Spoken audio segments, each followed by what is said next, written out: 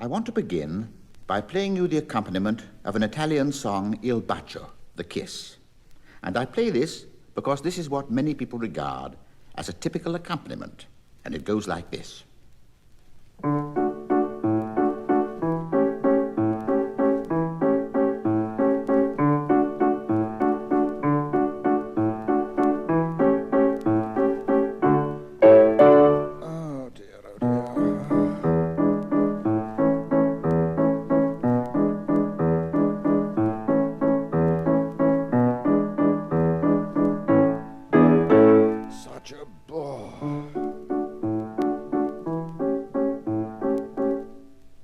And so on and so forth, ad lib.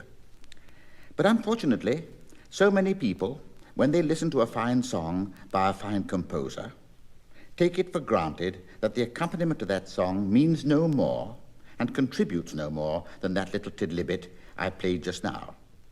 And the result is that they cut off their ears to the accompaniment altogether.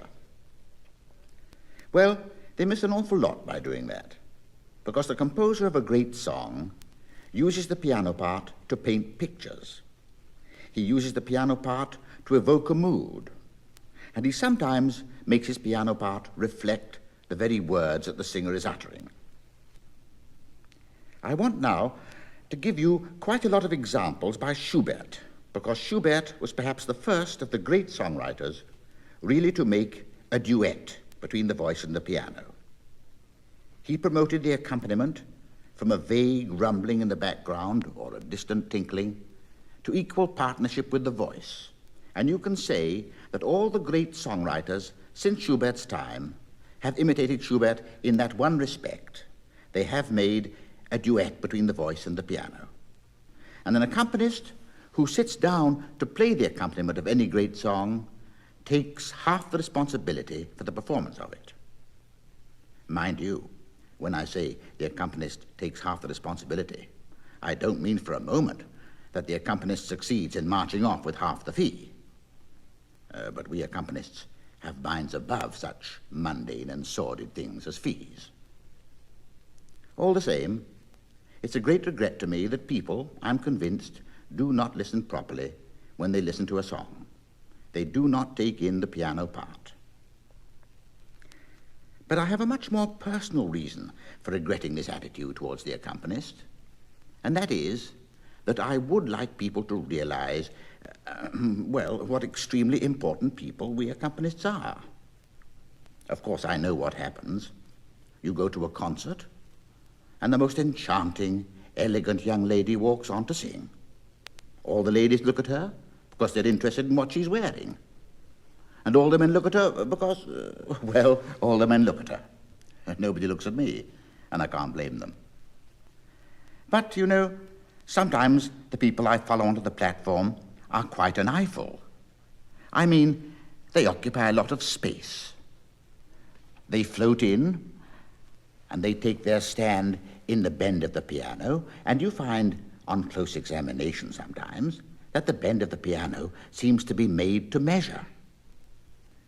Nobody notices the accompanist at all. And if they do happen to look at him, well, he looks so slender and so shy and so modest that people think he's just there to do what he's told, to obey orders, to follow the singer through thick and thin.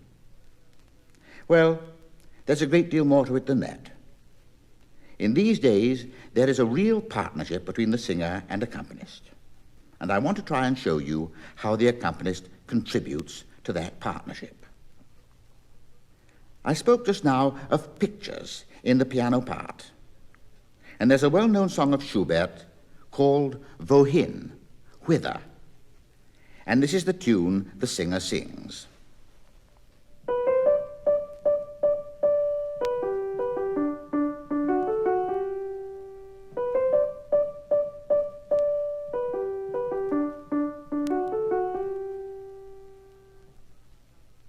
Now, you can't tell by listening to that tune that the singer is singing about a running stream, a little babbling brook. But when you hear the accompaniment that ripples and runs underneath that tune, you get the picture. Because here in the accompaniment is the picture. Here is the little babbling brook.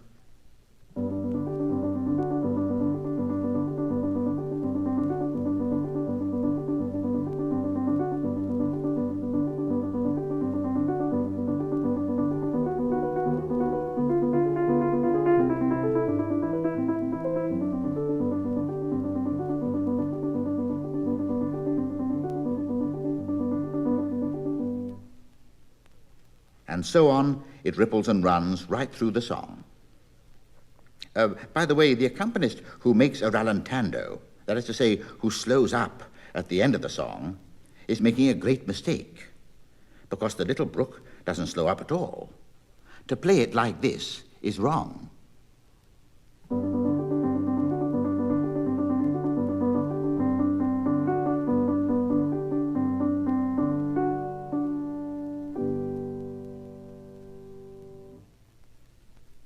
No, we should do what Schubert wants us to do.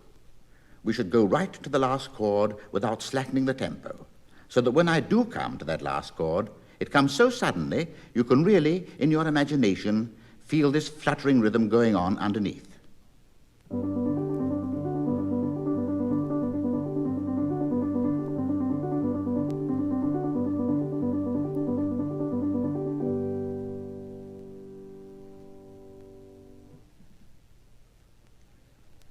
Another of Schubert's lovely songs is one called Auf dem Wasser zu singen, to be sung on the water.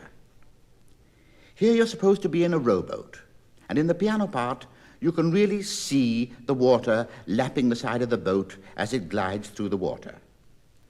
Just listen to this lovely effect that Schubert gets.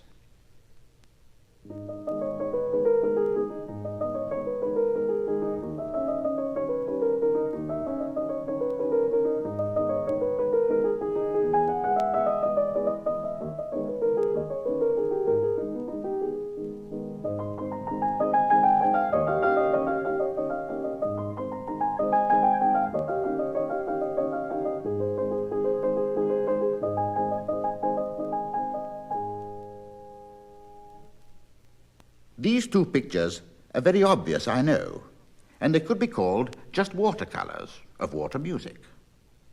But Schubert was by no means addicted to water. I want to play you now another picture from Schubert's songs, and this is a much more subtle one.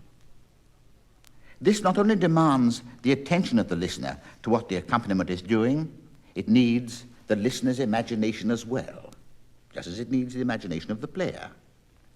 And it's called Der Lindenbaum, the lime tree. In this song, the singer says in the first verse, how delightful it is in the cool of the summer evening to sit under the branches of the lime tree and listen to the leaves softly whispering in the summer breeze. Now this is the tune the singer sings to us, and a lovely tune it is.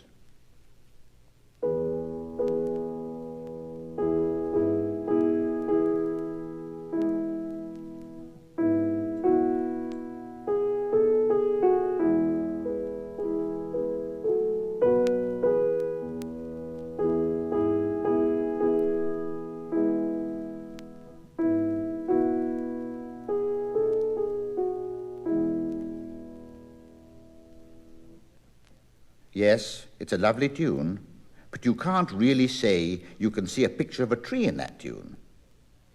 No, the picture comes in the piano part. Now here's the introduction to this song, and I'm sure if you use your imagination, you'll be able to picture this tree, you'll be able to hear the leaves softly rustling together.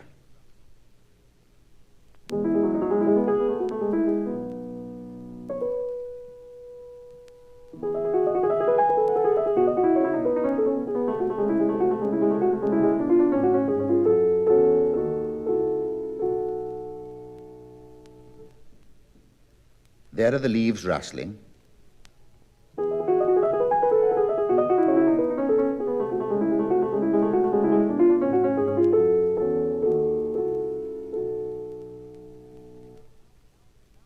And now the scene changes. It's winter time. And all the leaves have been swept from the branches, and you can hear the wind howling through the naked boughs of the tree.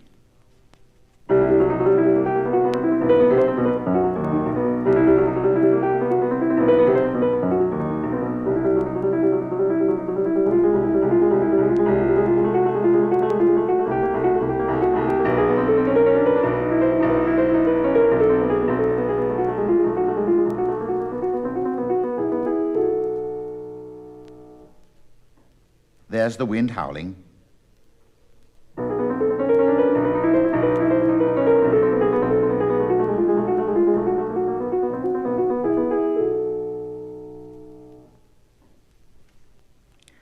I do hope next time you hear that song, you'll take in what the accompaniment is saying. If you do, how much richer and how much more full of meaning the music will be. For the accompanist to find these pictures in his piano parts and to reveal them to his listener, it stands to reason that he must know the story, must understand every word the singer is singing. I say this advisedly because, you see, we accompanists have to play songs in almost every civilized language: French, German, Italian, Spanish, Finnish, English, and so on.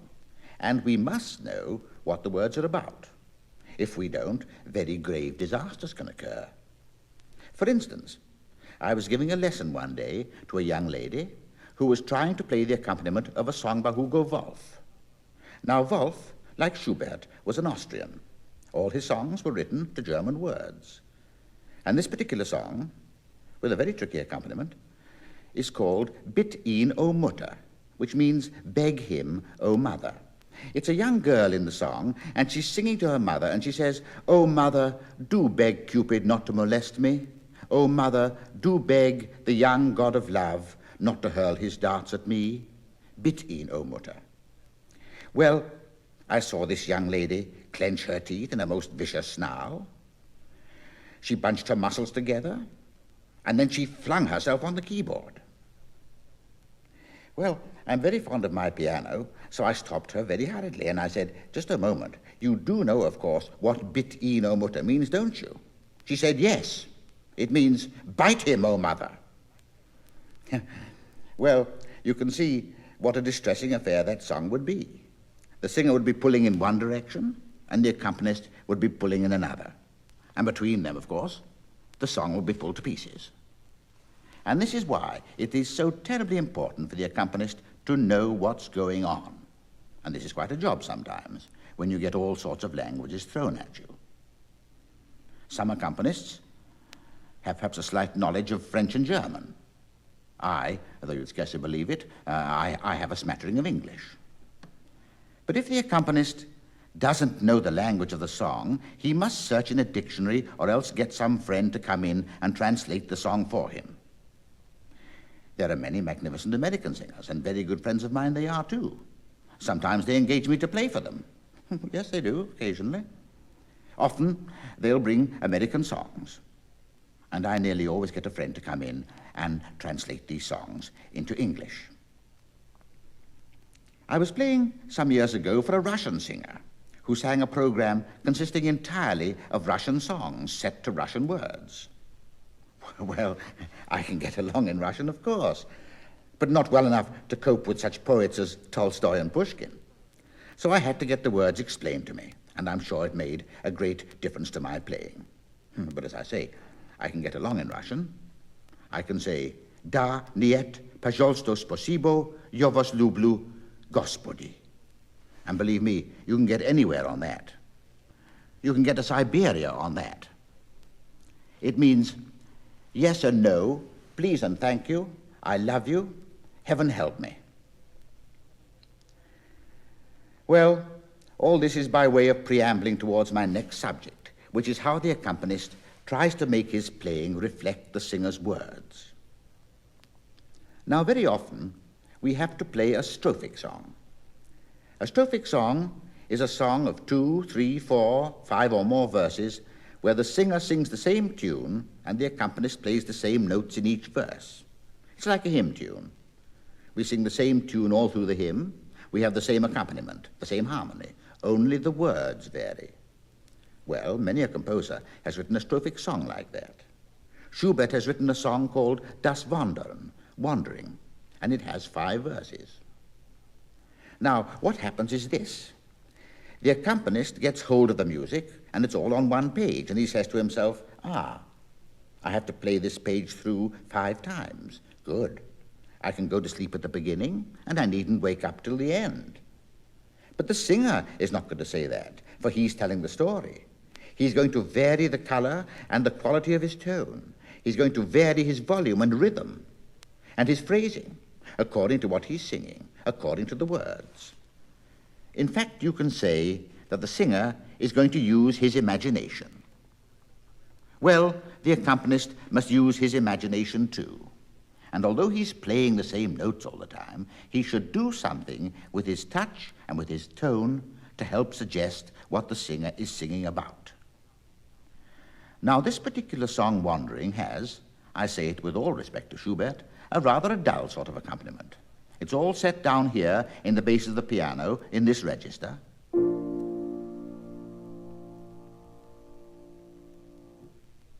And it never moves any higher than that. There's nothing up on the top of the piano to give it light and sparkle and brilliance like this.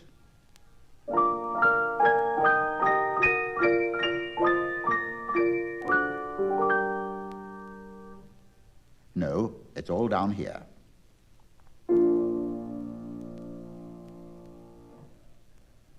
Well, as there are 5 verses to this song, I'm going to play it through to you 5 times. This is how the first verse goes.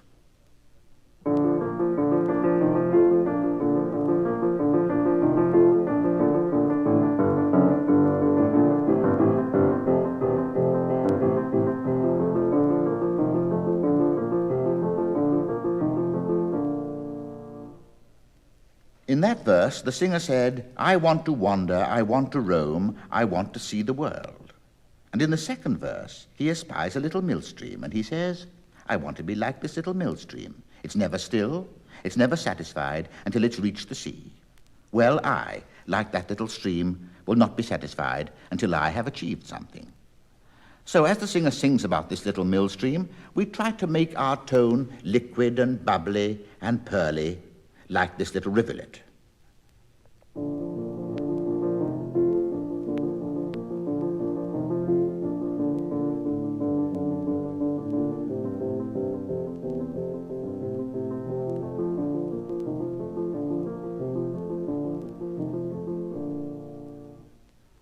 In the third verse, the singer sings about the mill wheels turning and sending the waters splashing on in their merry dance. And here, as we play, we think of the mill wheels turning.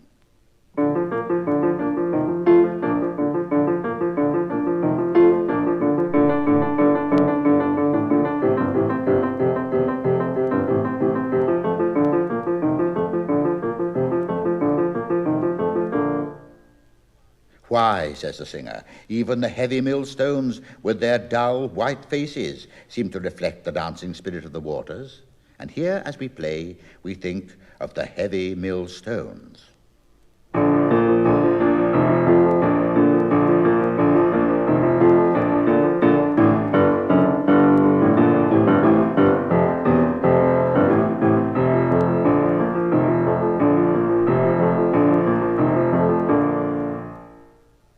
And in the fifth and last verse, the singer once again goes back and rhapsodizes on the idea, the joy of roaming.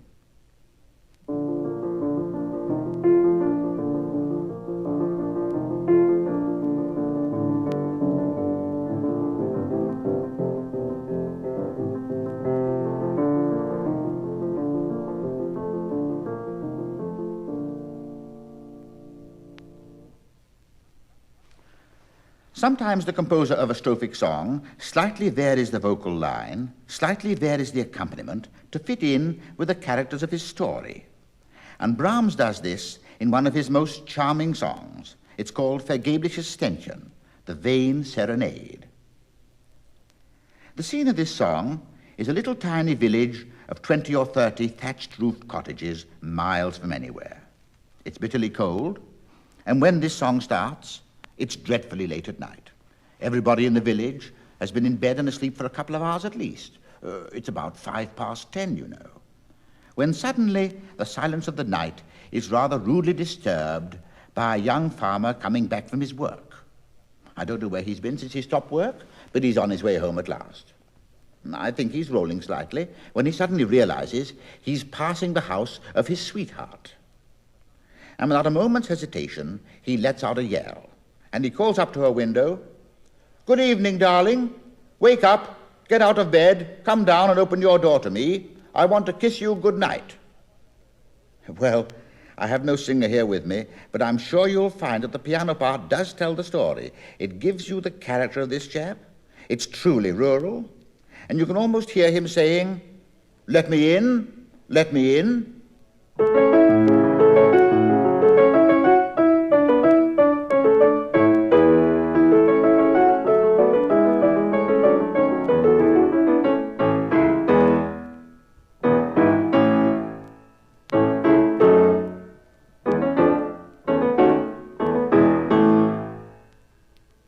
Well, of course, the girl very quickly springs out of bed. She's been in bed a couple of hours. I told you it's 10:05. She rushes to her window and she opens it. And she looks down on this fellow down there and she says, "How dare you come here at this time of the night? Be off with you. I shall most certainly not open my door to you tonight.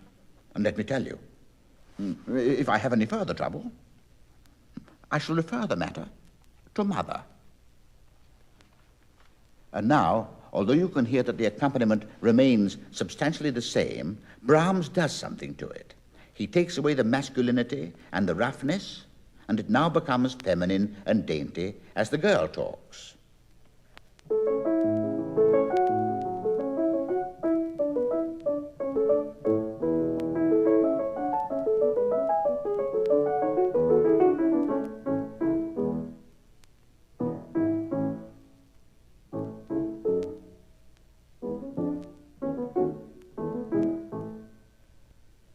Well, of course, the young fellow can see he's getting nowhere with his bullying and his blustering, so he changes his tactics. He starts to plead. "Oh," he says, "oh, please let me in for a moment, because I'm absolutely perished with cold down here, and the wind is coming down the street, and it's going right through me." And here in this verse, you can hear the wind howling, and you can almost feel this fellow shivering with the cold.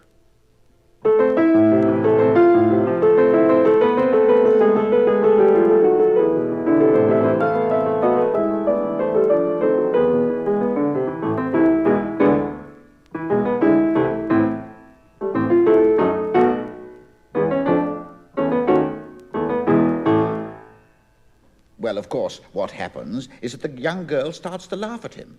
After all, she can afford to laugh because she's upstairs in the warm and he's downstairs in the cold. And she says to him, "Look here, if your love isn't strong enough to stand a little cold, it's no use to me. So be off with you, and good night, my boy." But as she ticks him off, you can hear her in the piano part laughing, tittering with laughter all through this verse. Just listen to this tittering effect in the piano part.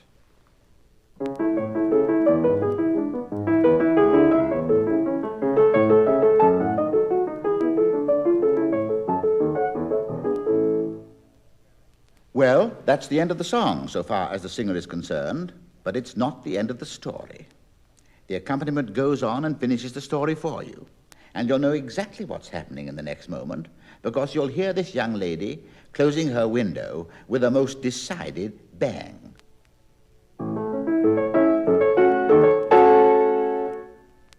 While the chap in the street, what is he doing? He says to himself, "Well, I'm damned."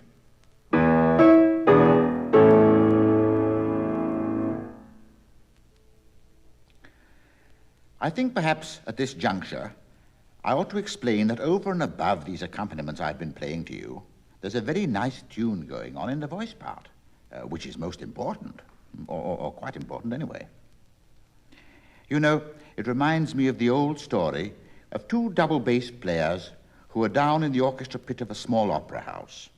As they soared away, they looked as if they were in a crowded subway, strap hanging. Of course, they hadn't any idea what was happening on the stage. After all, they were miles down there, and the opera had only been running for about 3 months. Anyway, this is the sort of thing they did night after night.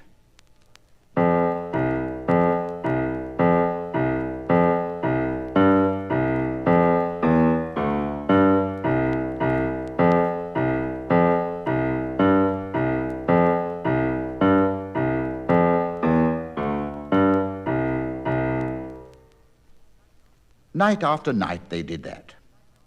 One evening, one of these double bass players said to his friend, "It's my night off tomorrow night. Do you know what I'm going to do?" His friend said, "No." "I'm coming to see the show. I'm coming to see the opera." His friend said, "You're not." And he said, "Yes, I am." And he did. He rejoined his friend a night later. "Do you know," he said, "there are some marvelous tunes in this show going on the stage while we're playing down here?" His friend said, "There aren't." "Yes, there are," he said. "You know this tune we play?"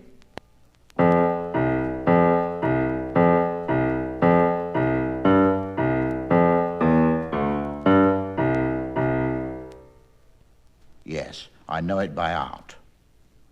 "Well," the other chap said, "there's a wonderful tune going on the stage while we're playing that. This is what it is."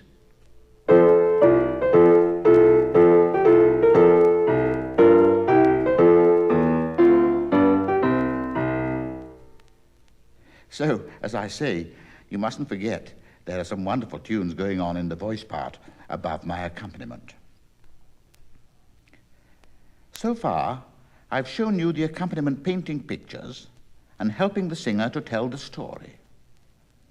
The other subject I mentioned earlier was that great responsibility, that wonderful task that the accompanist has of evoking a mood, creating an atmosphere.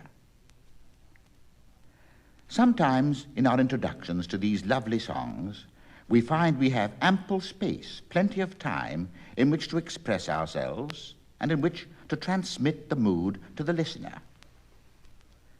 But I want to show you first a song by Schubert called Wanderer's Nachtlied, Wanderer's Night Song. The singer says, "The whole landscape is still. Not a sound is heard, even the birds are quiet. Have patience, my soul, only wait, and one day you too will find such peace." You can say that the spirit of this song is one of religious tranquility, but the accompanist has only a short introduction, just a few chords taking a few seconds to play, in which to let you know that the mood is to be one of religious tranquility. The introduction being so short, it means the accompanist must be right in the mood before he starts to play. He mustn't gradually feel his way into it. The exact tempo, the exact color must be in his mind before his fingers touch the notes. It sounds awfully simple, this little introduction, but I'd like to try and play it to you.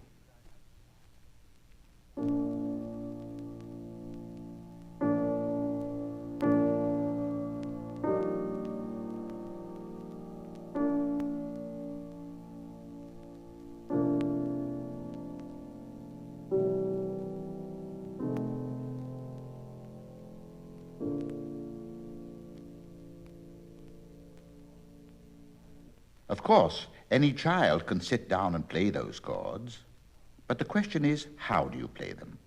What is in your mind when you play them? Because, you know, you can't just sit down, raise your hands in the air, let them fall on the keys and expect a miracle to happen. You've got to think about it. You've got to have the greatest reverence for it. We look in music for curves.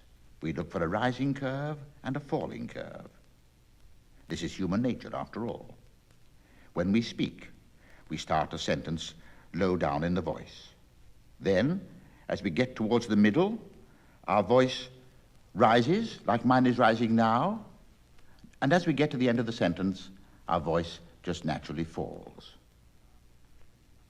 In some pieces of music, this rise and fall is a tremendous arch. But in this particular song, the rise and fall is just a tiny undulation, slightly up and slightly down. So we start at the bottom of this curve and we work up. We increase the tone with each chord.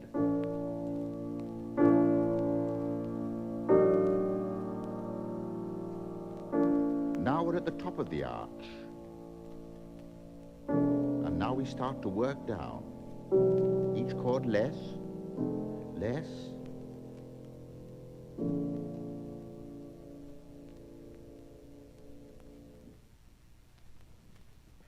And that wants a great deal of critical listening.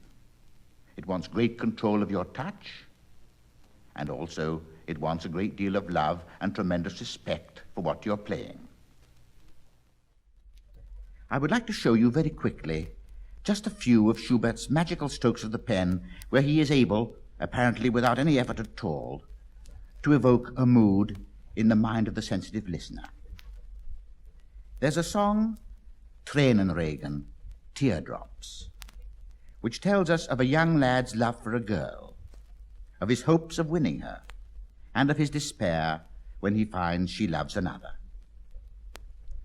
And you know, we often find, if we've studied the words properly, we get a synopsis of the plot or story of the song in our little piano introduction. And in this song, you'll hear hope and despair expressed in these few bars. I'm sure you'll notice where hope ends and where despair creeps in.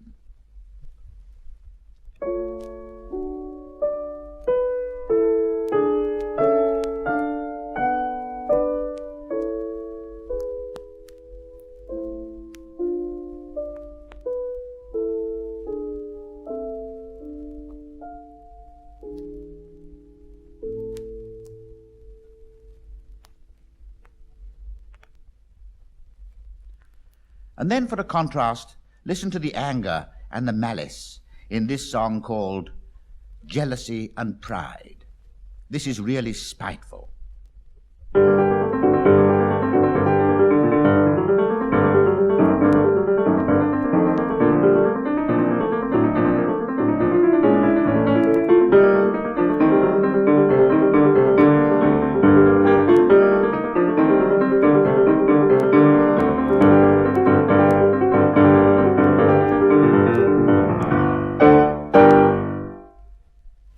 And now, Frühlingstraum, Dream of Spring.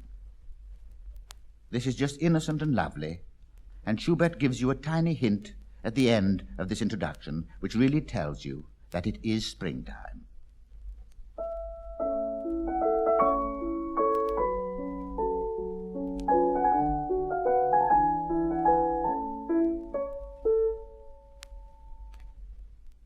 Did you hear that little cuckoo? Mind you, Schubert does not underline that little effect. It's just one of those wonderful and precious jewels you find if love to search for them. Schubert can be very amusing in some of his moods. There's a song of his called Der Einsame, the lonely one. This tells of a chap who comes back from work and says, "Now I'm home, all I want to do is to get the fire going, put on my carpet slippers, light my pipe, and sit down in my armchair, and I don't give a fig for anyone. I don't want to go out. I don't want to go to the theater. I don't want to go dancing. I don't want to see the girls." What an idiot the man is, isn't he? At all events, he's just smug, very self-satisfied. And I'm sure this accompaniment will convey to you this mood of smugness, this prim bachelor's self-sufficiency.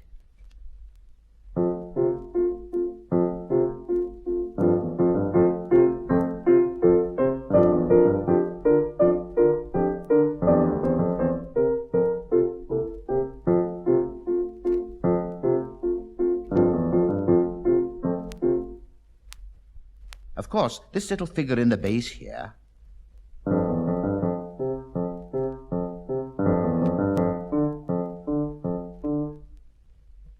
that's where he's snuggling back in his armchair.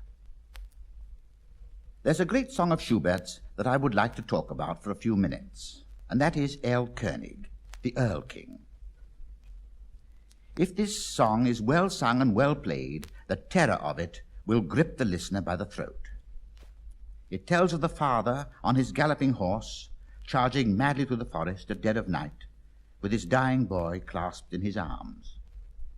And the boy, in his fever, in his delirium, fancies he can see the spectre of death chasing him down the forest path. Death, of course, being the Earl King.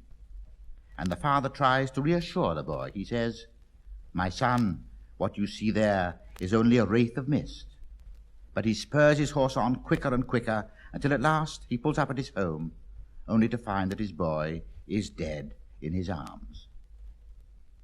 Now this song has a most tremendous accompaniment. You hear in my right hand the galloping hooves of the horse right through the song like this.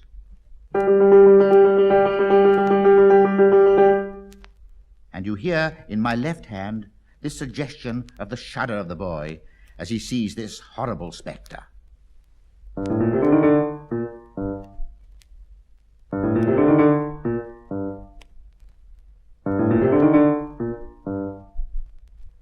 I'd like to play a few bars of this accompaniment.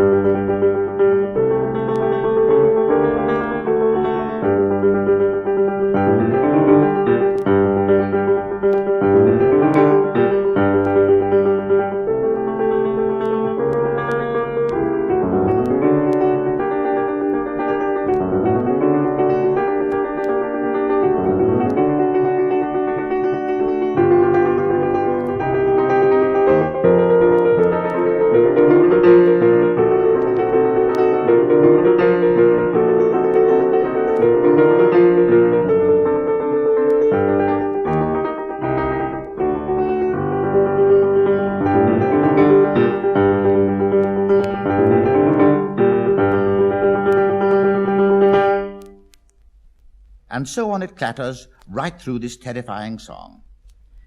And it's this song which brings to my mind one of the most trying problems with which the accompanist has to cope.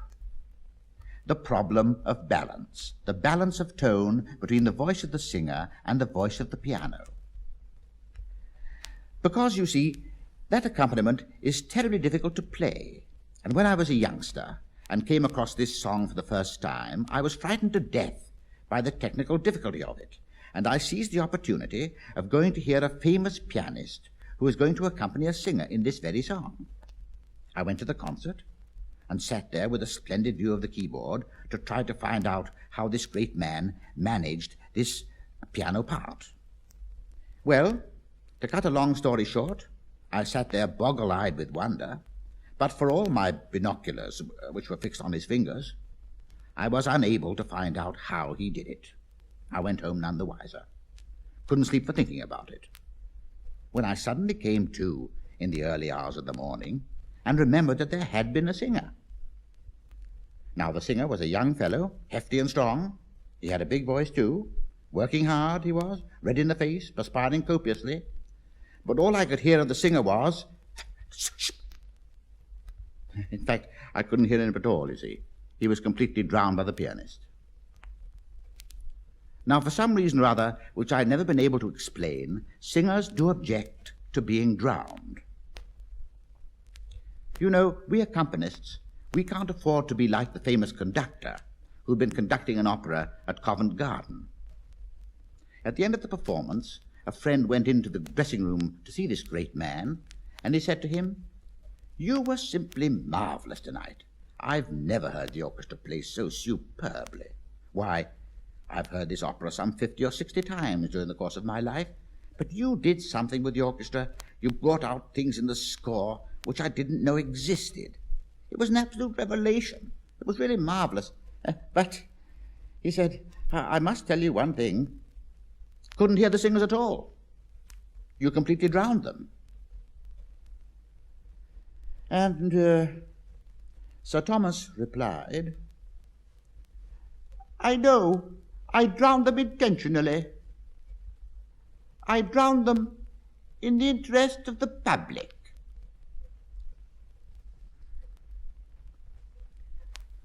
Well, we accompanists can't afford to be quite so public-spirited as that. But it's not so easy for us, because the singer stands, as I told you, in the bend of the piano, and directs his or her voice into the auditorium. The singer, therefore, will be standing almost with his back to the accompanist. This means that the audience, certainly the front half of the audience, are going to hear the singer's voice in greater volume than the accompanist. It means that an accompanist has got to use great judgment to assess how much or how little tone. I want to play to you in this connection the accompaniment to Schubert's. This is a great hymn of praise to God, and the piano has got to sound like an organ. It's got to give the impression of the great diapason tone of an organ rolling through a cathedral.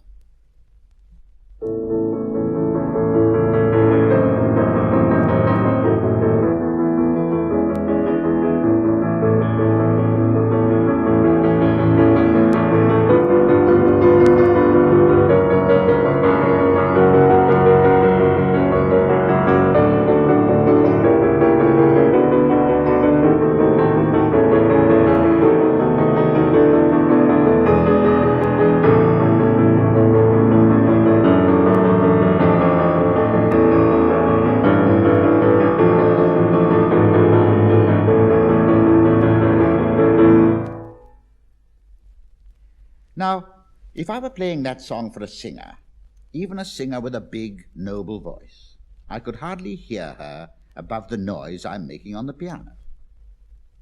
With her back to me, all I shall hear from the singer is a wisp of tone. So if anybody was sitting next to me, on my left, turning the pages, he would say to himself, "This fellow is drowning the singer."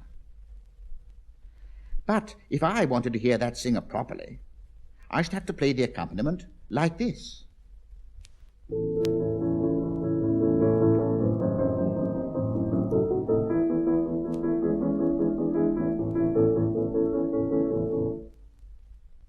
And at once, all the might, all the majesty, all the glory have gone out of the song.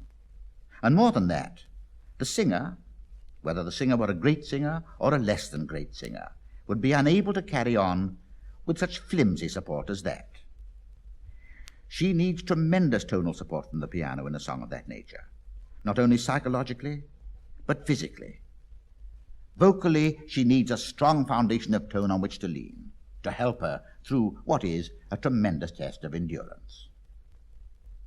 So you can see how important it is for the accompanist to give all the support he can, and yet not to drown the singer's tone. Believe me, it's quite a problem. Mind you, I'm referring now to the concert hall. This has nothing to do with a studio broadcast. In a broadcast, the problem of balance is taken out of your hands. For on the radio, the singer has one microphone and the accompanist another. And there's an expert, at least he says he's an expert, sitting in a little box, twiddling a couple of knobs, and he adjusts the balance according to his taste. Mind you, he may know nothing about music. He's able to raise the singer's volume as much as he likes, and he's able to lower the accompanist's volume almost to nothing. He loves doing that. At the end of your broadcast, you say to this chap, "How was the balance?" And he says, in fact, he admits, it was perfect. But as I say, on the concert platform, the balance is entirely the accompanist's responsibility when he's with a singer. With a violinist or a cellist, the responsibility is shared, and the string player must be alive to this. I was rehearsing, for instance, the Brahms E minor sonata with a cellist, and there is a section where the cello is accompanying the piano. All the cellist does is this.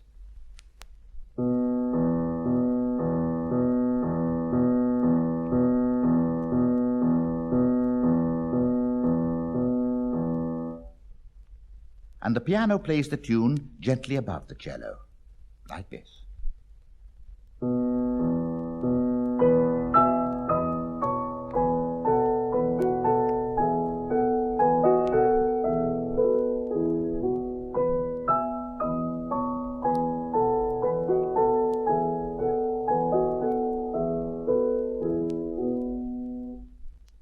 It's nice, isn't it?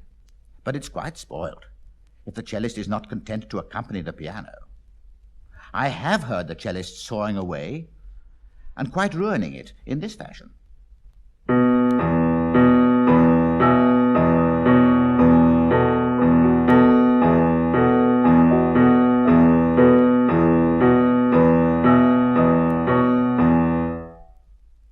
Well, cellists are always afraid that they won't be heard. There's another passage in this same Brahms sonata where the piano does this.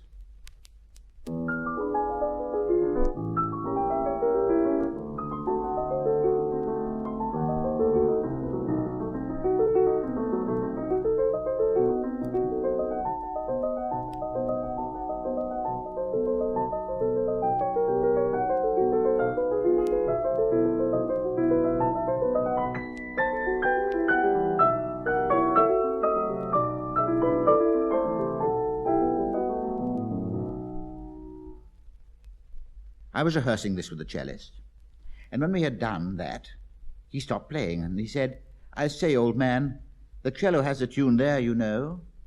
I replied, "Well, I'm playing very softly. I'm sure your tone comes through all right without any trouble." He said, "Well, you know, you can't play too softly in that part." "All right," I said, "let's try it again. I'll try and play it lighter if I can." So we tried again.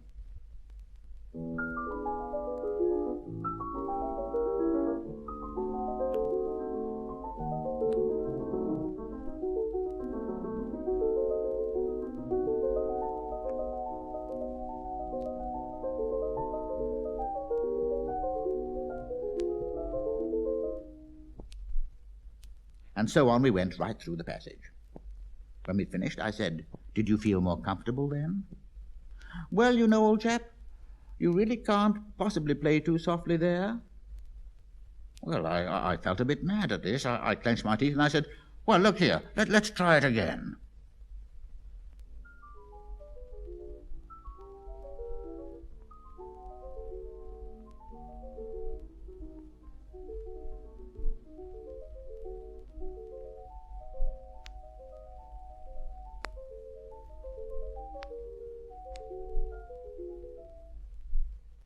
We went right through the passage again, and this time I scarcely touched the notes.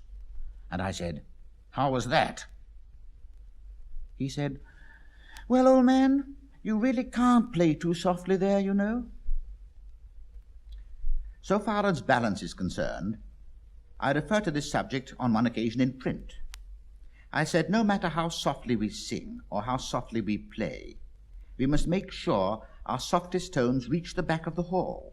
Not because the music critics are sleeping in the back row, but because if our tone does reach the back of the hall, everybody in the hall will have heard it. And Ernest Newman, the great critic, took me to task over this. He said, "Gerald Moore is quite mistaken if he thinks we critics are sleeping in the back row. I would like to assure Mr. Moore that I've tried hard for years to get to sleep during concerts, but I've failed miserably." But I think I must tell you of an experience I had when the whole problem of balance was summed up for me in a most wonderful way. This was the first time I'd ever been engaged to play at an important concert, and also the first time I'd ever played for a really famous singer. I was very young, very nervous, and very inexperienced. And this prima donna was a terrifying woman. She was tall and stately, like Tennyson's Maud. But unlike Tennyson's Maud, she was more, a great deal more, than 17. 17 stone, perhaps, a 240-pounder, if you like. But at all events, she was terrifying. She wore a glittering tiara. She had a long train. In fact, she had everything, and literally everything, that goes with a great prima donna. She took up her stand in the bend of the piano, and I waited for her to give me the signal to start the introduction to the first song. After what seemed an eternity, she swung her regal torso in my direction and gave me a frigid nod. And I was just going to begin when she suddenly leaned across the piano and she hissed at me, "Not too loud." Well, you know, that rather shook me. I didn't know artists talked on the platform like that. I have since found out differently. But as I say, it shook me.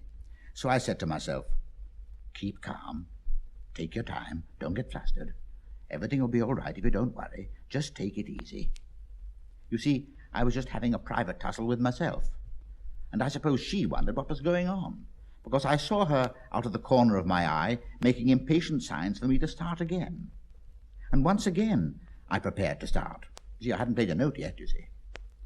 But she was at me again, and this time she hissed, "But not too soft."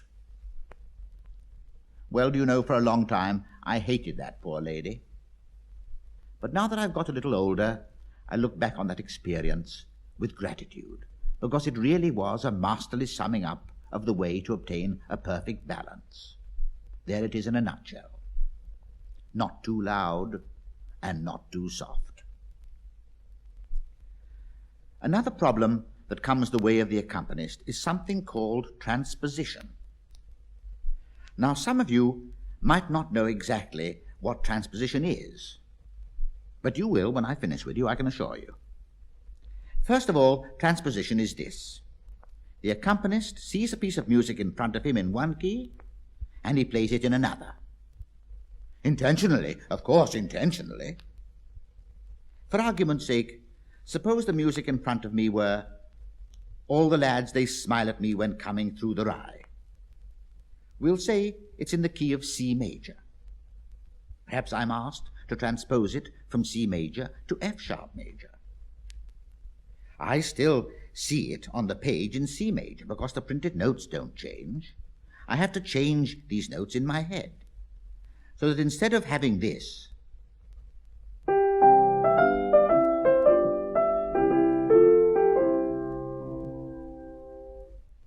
we have this.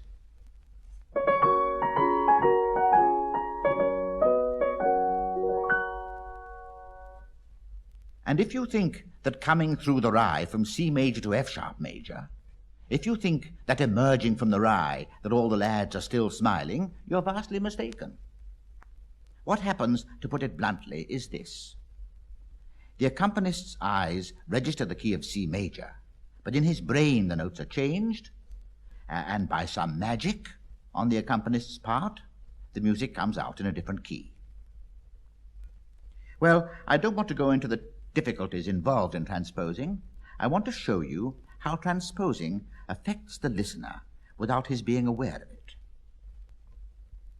There's a song by Schubert called Im Frühling, in the springtime. In one section of this song, the piano gives you a delicious effect of a little rippling stream, birds twittering, buds gleaming in the sunshine. Here it is, in the original key of G.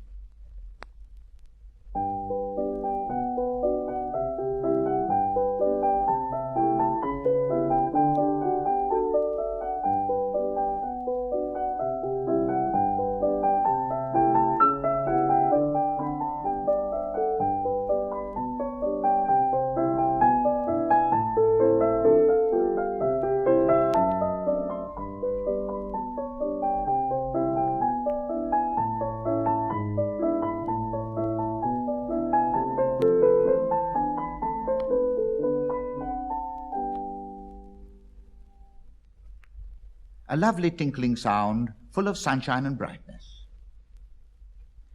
Sometimes the singer will say, I find that key too high. Will you please play it a tone down in F? And I want you to notice a very subtle change in the quality of sound when the song is taken from here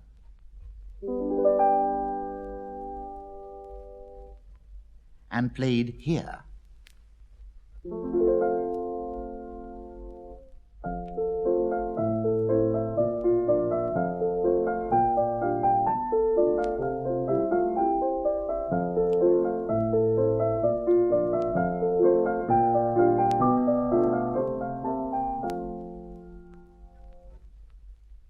There's a slight difference, you know.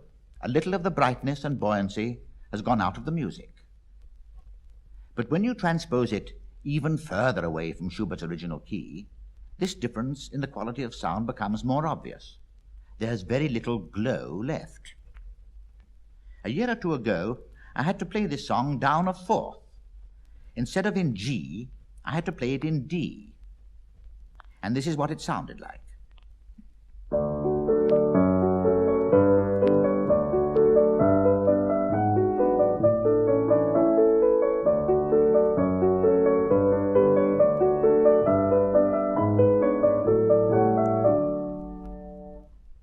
And now it's become heavy and dull and grey. The brightness and the sheen have gone from it, and that is how, unsuspectingly, the listener is affected by transposition. Because you may go to a concert where this lovely song is on the program, and perhaps you play it yourself, or perhaps a friend plays it, and you say, what a delicious song. How nice it'll be to hear that song this evening. And you go to the concert. But perhaps Im Frühling is being sung in a transposed key, and you're disappointed, and you don't know why. It doesn't occur to you, and why should it, that the song has been transposed. All you say to yourself is, well, I'm not so thrilled with that song and its lovely accompaniment as I expect it to be. I don't think Moore is as good as I thought he was. He's certainly not as good as he thinks he is. Well, this is one of the burdens the accompanist has to bear without advertisement and without complaint. He can't stand up and explain to the audience that he's playing the song in a transposed key. But it's not only transposing down that can upset the song. Transposing up can have its disadvantages too. Take a song that is full of muscle and masculinity, like Brahms's Der Schmied, the blacksmith. Now, this is a weighty affair. This is how it goes.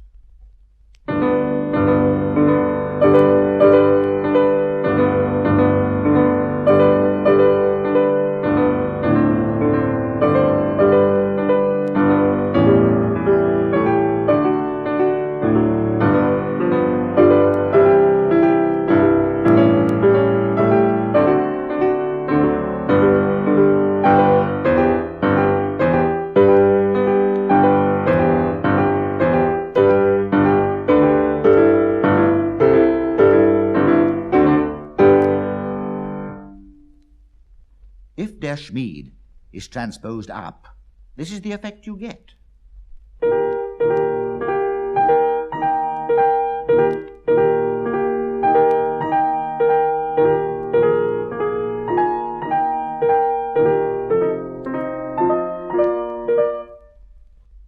Well, at once you can see that the blacksmith has turned into a tinsmith.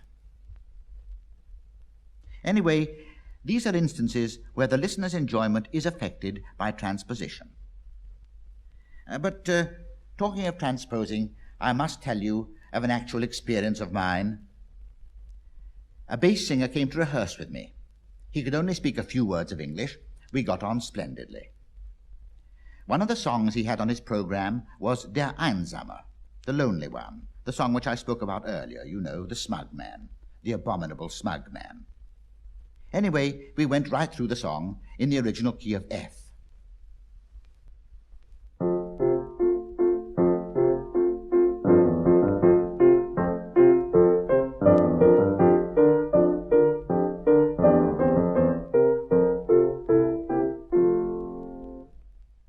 Evidently, he found that key a little bit uncomfortable because he turned to me and said, "Is too high."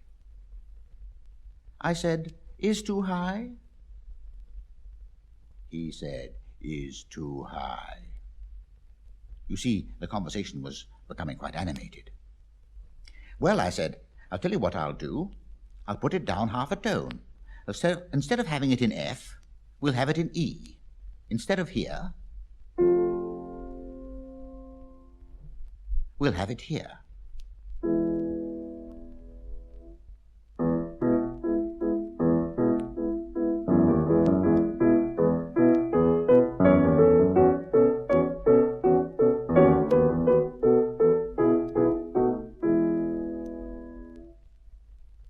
We went right through it again. This time he turned to me and he said, "Is too low." I said, "Is too low?" You see, I was beginning to cotton on to the language myself by this time. He said, "Is too low." "Well," I said, "I don't know what the dickens I can do about it." And I showed him with my finger. I first of all played it in this key in F. Then I played it in this key, E.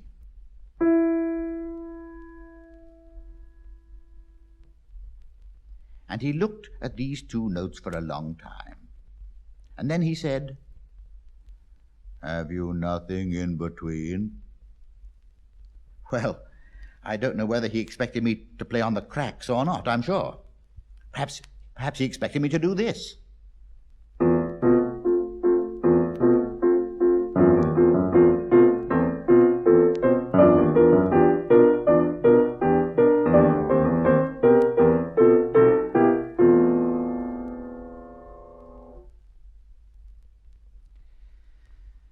I hope that what I've said and played has convinced you that the field of the accompanist is wonderfully interesting and varied. Take my advice. When a song is being performed, open your ears and your minds impartially to what the singer and the accompanist are saying to you.